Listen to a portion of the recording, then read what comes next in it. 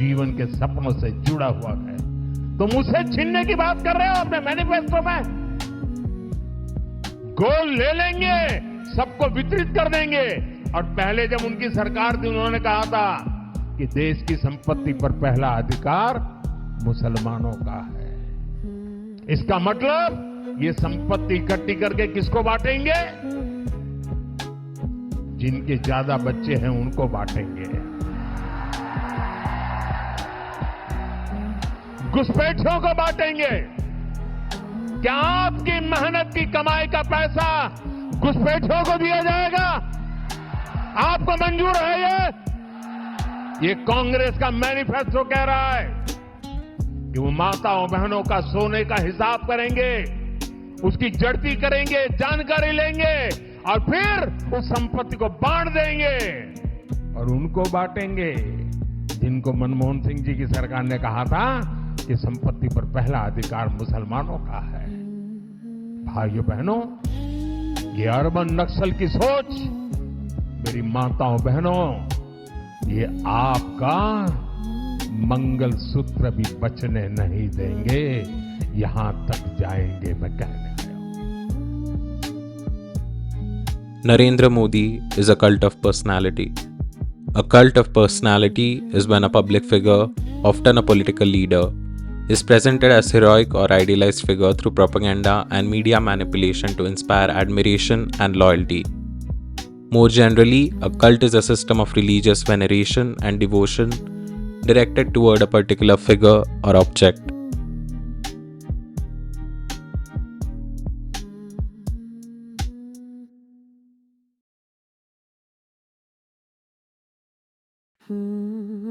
Antonio Gramsci, the Italian philosopher and communist politician, offered an essential insight into fascism. He said that it represented a genuine mass movement infused with revolutionary energy. Ordinary people rallied to defend their civilization against an external or internal other. Leon Trotsky, in Fascism, What It Is and How to Fight It, similarly described Italian fascism as a spontaneous movement of large masses, propelled by emergent leaders drawn from the grassroots. He emphasized its plebeian origins, embracing the petty bourgeois, the slum proletariat, and even elements of the industrial working class, though materially supported by capitalists. Benito Mussolini was a self-made leader who rose from this milieu.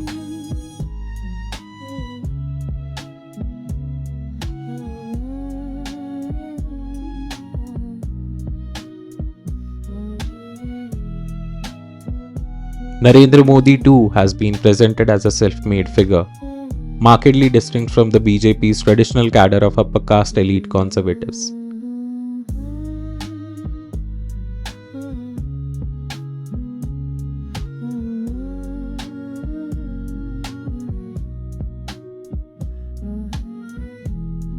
As an OBC individual ascending from impoverished origins, Modi communicates in the language of the masses, crude, colloquial, loaded with wordplay and anecdote. He embodies the grotesque streets of India.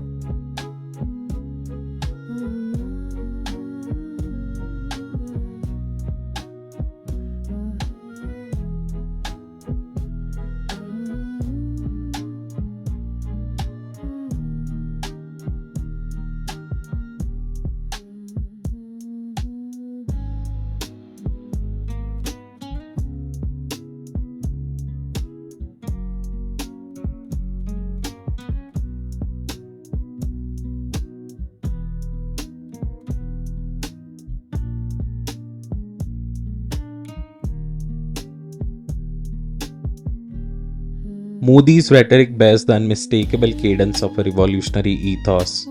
He invokes the spectre of releasing great Indian civilization from 1,000 years of slavery, a liberation narrative that echoes in popular slogans such as Kangana Ranaut's assertion that true freedom arrived in 2014. This narrative resonates. Individuals sense themselves as participants in a larger historical movement, cast as liberators emerging from collective victimhood. Yet, this is not Marxist victimhood, which rests on material suffering and empirical analysis. Rather, it is structured around emotions, scapegoats, and myths. The Marxist framework is anchored in poverty, labor, and class struggle. In contrast, the fascist template draws its power from fear, theatrics, and the recasting of history. The comparison between Modi's India and the fascist regimes of Nazi Germany or Mussolini's Italy is not the product of wild hindsight. It's not alarmism, it's history. The RSS, Rashtriya Swayamsevak Sangh, was founded by upper caste Hindus. At its top, KB Hegdewar, a physician, a Hindu nationalist, a man who spoke of reviving Hindu values, but continually refused to fight in India's struggle for independence. The organization rose in the same decade that gave rise to Hitler and Mussolini, a time of raging nationalism, mythic past glories, and militant masculinity. And Hindu nationalists were not just watching Europe from afar, they were inspired by it. In 1931, Hegdewar's mentor B.S. Munjay traveled to Italy to meet Mussolini. There he studied fascist youth organizations, their drills, their discipline, their dream of a strong nation. And when he returned, Munjay had a vision to militarize Hindu society, to reshape it in the image of European fascism.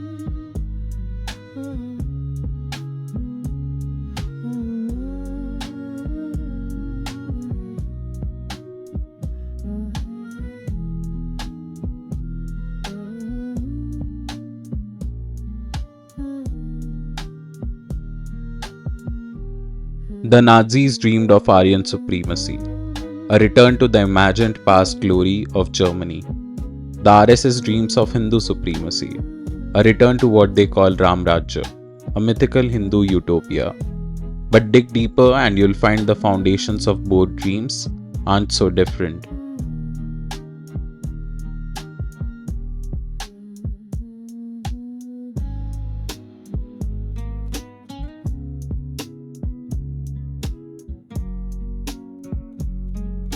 Vinayak Damodar Savarkar, the ideological godfather of Hindutva and the spiritual backbone of today's BJP, didn't just accept the Aryan migration theory, he embraced it and was proud of sharing kinship with the Europeans. In the early days, the Hindutva project was not about rejecting the West, it was about belonging to it. Savarkar, a product of English education, shaped by the values of empire, admired the civilizational legacy of Europe. And in that admiration was a quiet longing to connect the Hindu identity to the Aryan legacy of the West, to claim it as their own. But today, in a sharp ideological U-turn, the Hindu right rejects the Aryan migration theory outright, branding it a European conspiracy. Why? Because if the architects of the Vedic tradition are shown to be migrants themselves, the very argument used to label Indian Muslims as outsiders begins to crumble. Ironically, Savarkar, the original thinker of Hindutva, and the exceptional historian that he was, offered a far more complex view. He believed that it didn't matter where the Aryans came from. What mattered was where they chose to stay, and for him, that was the Indus Valley, the land they made their own, their Janma Bhumi, their Pitru Bhumi. But today's politics leaves little room for such nuance. To the Hindu right, Savarkar is a lion-hearted visionary. To Rahul Gandhi, he is a coward.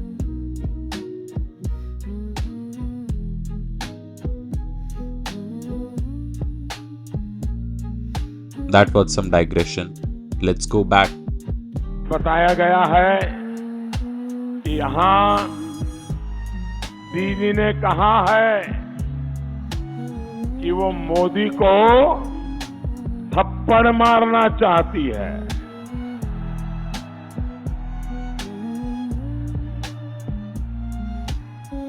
दीदी, ओ ममता दीदी,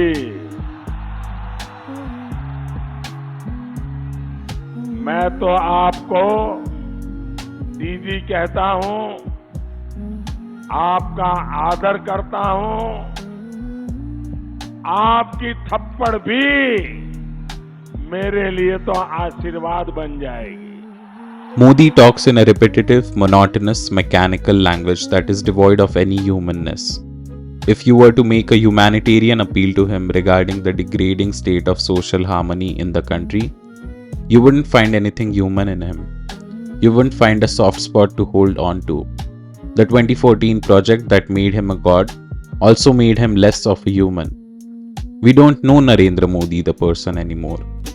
We don't know about his likes, dislikes, hobbies, or quirks. We do not know about his insecurities either. People say that Modi is not a man of his words. The important question, however, is he even a man? There is no man behind the facade. He is the kind of guy who says I love idli when he is in the south and parathas my thing up north. And yes, both are just food. But don't stop there. He'll switch gods like wardrobe changes, matching the political climate. Sometimes he even claims to be divine. One day he is your deity, the next your preacher. He doesn't do dialogue, he delivers sermons. Modi is an artwork, an aesthetic, the ideological culmination of decades of Hindutva revivalism.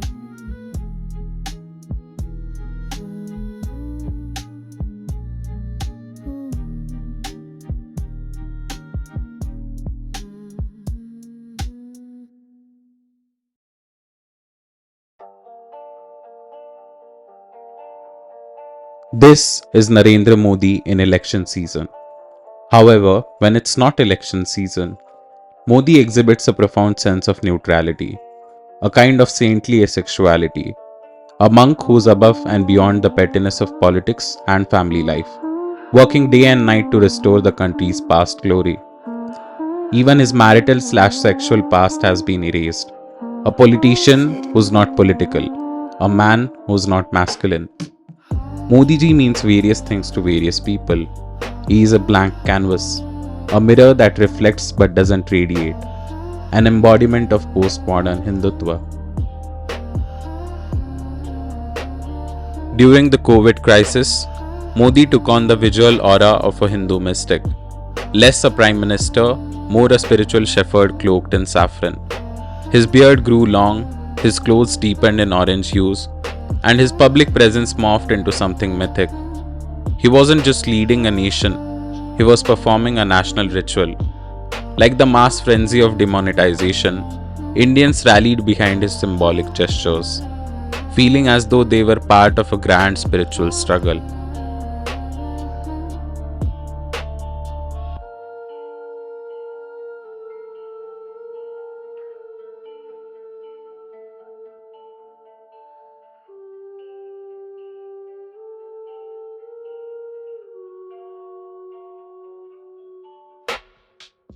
While oxygen failed to reach hospitals on the ground, helicopters showered rose petals on medical centers, an aerial spectacle that replaced actual aid. Meanwhile, the Godi media and the Hindutva propaganda machinery had already cast the Tablighi Jamaat and by extension all Muslims as the original super spreaders. They were framed as coughing, spitting agents of destruction, viral collaborators. In this narrative, the virus itself became a metaphor for the Sangh's idea of Muslims, a foreign agent infecting the pure body of the Hindus.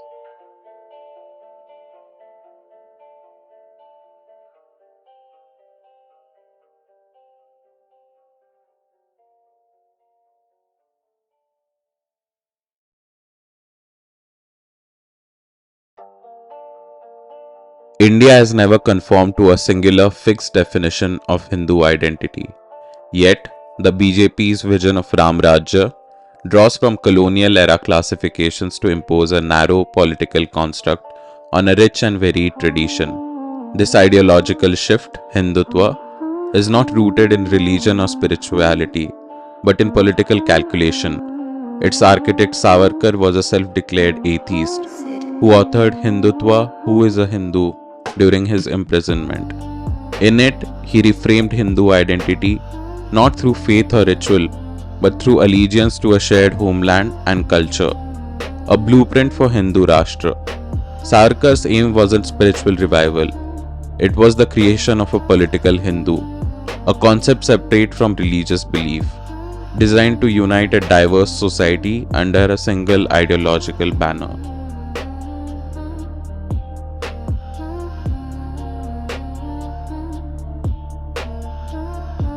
Rather than fostering engagement with the Vedas or Upanishads, contemporary politics has narrowed Hinduism into an identity driven by extremism.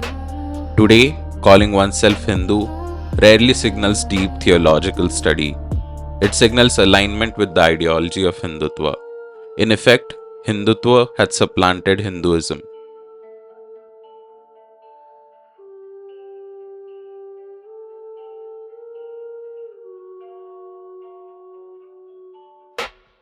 This shift also manifests in heightened ritualism. Prime Minister Modi often performs religious ceremonies when he doesn't prescribe them. Rituals that impose order and unite followers aesthetically, reinforcing cult-like allegiances. What remains of Hinduism is striped. The spiritual inquiry has faded, with rituals persisting more as form than substance. Similarly, terms like Ram Rajya, Akhand Bharat, and Hindu Rashtra are wielded as campaign slogans without clear definition. There is little academic or public clarity on what these concepts truly entail, and the ambiguity works to the ruling party's advantage. In this space of uncertainty, Modi builds divine authority. With no single spiritual image of God to anchor the public, the Prime Minister positions himself or is positioned as the symbolic embodiment of Hindu leadership. Keeping followers distant from genuine spiritual depth smooths the way for his deification and unchallenged narrative dominance. India has long nurtured a tradition of turning away from rigid popular forms of religion in favor of intimate personal faith. Local legends reflect this spirit. One such tale tells of Indra, mighty chief of the Vedic gods who unleashed his wrath upon the land of Braj. But Krishna, disguised as a humble cowherd, lifted Mount Govardhan to shelter his people. This story echoes a deeper truth. It marks a shift from the distant ritual-heavy Vedic faith toward a religion rooted in daily life and inner conviction.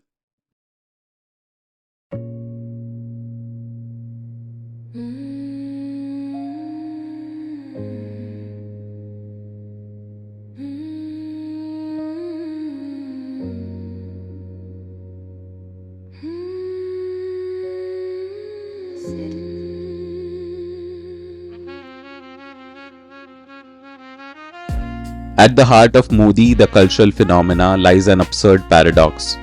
On one hand, Modi is a self-made man, a chaiwala, one of the proletariat, a common man standing up to political dynasties and so on. He does not speak fluent English and wears tacky clothes. He did not attend prestigious education institutes and did not particularly excel in school. Amit Shah recently demonized English as a shameful remnant of colonialism, almost as if to reshape the country in Modi's image. Interestingly, Shah's son cannot speak English either. They represent a large chunk of the Indian masses with their educational limitations. On the other hand, Modi is an unreachable demigod, a friend of billionaires who is beyond dialogue, humor, and criticism. The rich, according to Gramsci and Palmiro Togliatti, tend to like fascists not only because of the crony capitalism they foster, but also because fascists discipline the common people. The hate nurtured on the grounds of religion, caste, or language rarely affects the rich, who instead begin to enjoy a vulgar sense of monopoly over thought, liberty, and humanness. Modi occupies an aspirational space in the collective consciousness of Indians. People want to be like Modi. He embodies the ultimate fetish of the poor, to not be poor, and wield unrestrained power. While he reflects the coarse, often suppressed sentiments of the proletarian class, he does not necessarily represent the genuine affection of the working classes.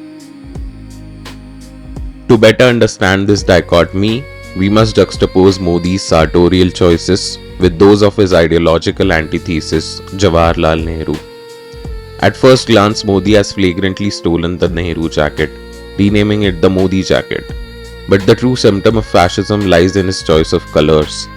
While Nehru favored muted pastel tones, Narendra Modi embraces bold color palettes and varied fabrics.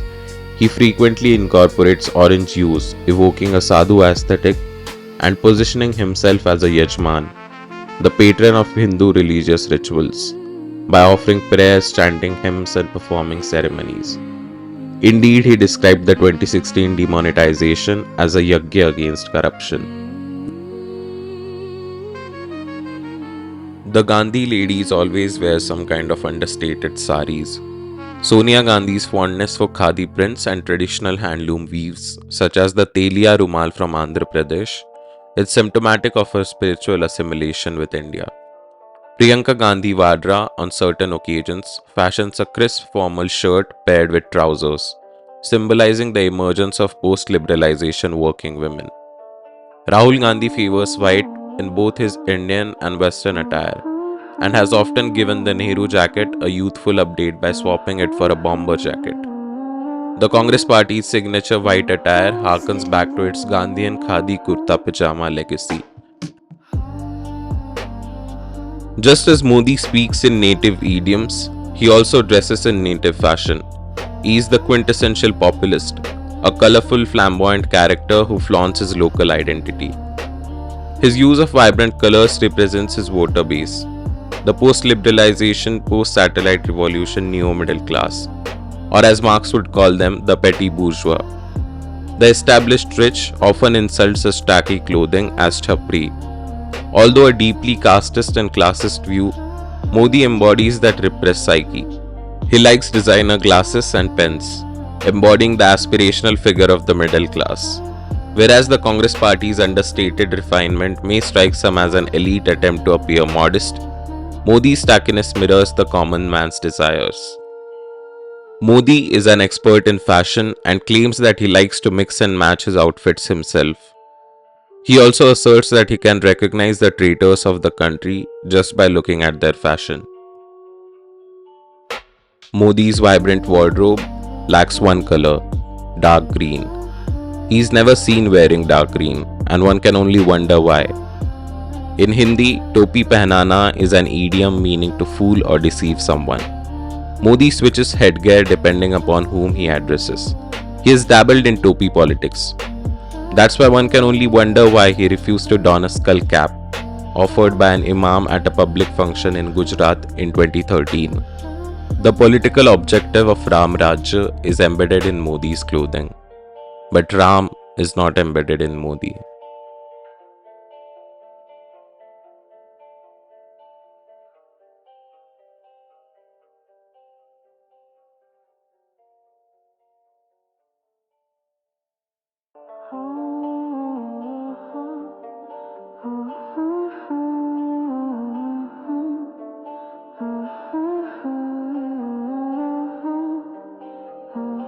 Sid.